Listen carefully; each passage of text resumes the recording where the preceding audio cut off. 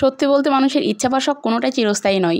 এটা কেন বললাম, এই ভিডিওটা দেখলে আপনারা বুঝতে পারবেন। এই যে দেখেন, কিছুদিন আগ পর্যন্ত চিংড়ি মাছ ছিল আমার সবচেয়ে পছন্দের মাছ, কিন্তু হঠাৎ করেই কিভাবে যেন এই পছন্দটা বদলে গেল। এখন আমার মনে হয় সবচেয়ে পছন্দের মাছ হচ্ছে এই তারাবাই মাছ।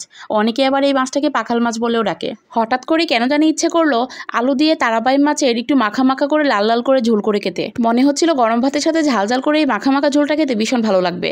আর যেহেতু ইচ্ছে করেছে, খেতে তো হবেই, তাই আমিও ফ্রিজ থেকে কিছুটা তারাবাই মাছ নামিয়ে রেখে দিলাম। আর যেহেতু আলু দিয়ে রান্না করব, এর জন্য আলুগুলোকে ভালোভাবে ছুলে ভালোভাবে ধুয়ে নিয়ে ছোট ছোট টুকরো করে কেটে নিয়েছি। এখন মাছটাকে আমি সেম ভাবেই কেটে নেব, যেন দেখতে সুন্দর দেখা যায়। আর কথায় আছে, যেটা দেখতে সুন্দর সেটা খেতেও মজা। আচ্ছা, মাছ কাটতে কাটতে আপনাদের সাথে একটা প্রশ্ন রেখে যাই।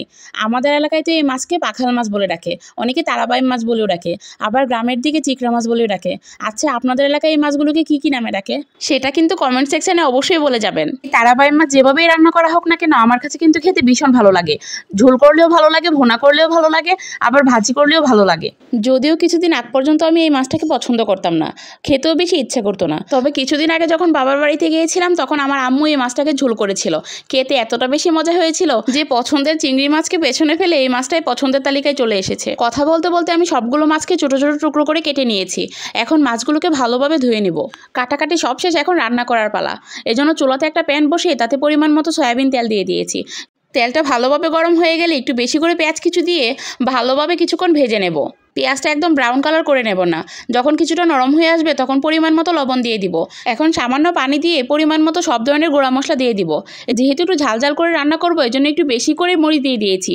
আর পরিমাণ মতো হলুদ আর ধনিয়া গুঁড়া দিয়ে মশলাটাকে ভালোভাবে কষিয়ে নেব। যদিও সম্পূর্ণটা ভিডিওতে দেখানো সম্ভব না, তবে আমি কিন্তু বেশ অনেকটা সময় নিয়ে মশলাটাকে ভালোভাবে কষিয়ে নিয়েছি। কেননা মশলা যতটা বেশি কষানো হবে, তরকারিটা তত বেশি মজা হবে। মশলাটা যখন ভালোভাবে কষানো হয়ে গিয়েছে, তখন আগে থেকে ধুয়ে রাখা মাছগুলো দিয়ে মাছটাকেও ভালোভাবে কষিয়ে নিয়েছি। এখন কেটে রাখা আলুগুলো দিয়ে দিব। আলুটাকে সম্পূর্ণ মাছের সাথে ভালোভাবে মিশিয়ে দেব। এই পর্যায়ে এভাবেই কিছুক্ষণ নেড়েচেড়ে ভালোভাবে আলুর সাথে মাছটাকে ভেজে নেব। এখন একটা ঢাকনা দিয়ে ঢেকে আলু আর মাছ একসাথে কষিয়ে নেব। বেশিক্ষণ না, ঢেকে 2 থেকে 3 মিনিটের মতো কষিয়ে নিলেই হয়ে যাবে। ঢাকনা খুলে আবারও ভালোভাবে নেড়েচেড়ে মিশিয়ে দেব। মেশানো হয়ে গেলে পরিমাণ মতো পানি দিয়ে দিব। এখানে আমি বেশি পানি দিব না, যেহেতু আমি চাচ্ছি তরকারিটা একটু মাখা মাখা হবে। এই জন্য আমি আলু আর মাছ প্রপারলি হয়তো যতটুকু পানির প্রয়োজন হবে ততটুকু পানি দেব। আবারও ঢেকে কিছুক্ষণ রান্না করে নেব। রান্না করতে করতে যখন আমি তরকারি সম্পূর্ণ জল ভালোভাবে ফুটে উঠবে, তখন আমি কেটে রাখা কাঁচামরিচ দিয়ে দিব। যেহেতু এখানে আমি বেশ অনেকটা শুকনো মরিচের গুঁড়াই দিয়েছি, এই জন্য আমি কাঁচামরিচগুলোকে টুকরো টুকরো করে কেটে দিয়েছি, যেন বেশি জাল বের না হয়, আবার কাঁচামরিচের ফ্লেভারটাও তরকারিতে আসে। এখন সামান্য কিছুটা ভাজা জিরে গুঁড়ো উপর দিয়ে ছিটিয়ে দিয়ে আর 1 মিনিটের মতো ঢেকে রান্না করে নামিয়ে নিব। আমার এই মাখা মাখা তরকারিটা দেখে কি মনে হচ্ছে বলুন তো? সত্যি বলতে এটা এতটা মজা হয়েছিল যে শুধু আমি এটা দিয়ে ভাত খেয়েছিলাম। আপনাদের কাছে আমার রান্নাটা কেমন লেগেছে জানাতে ভুলবেন না কিন্তু।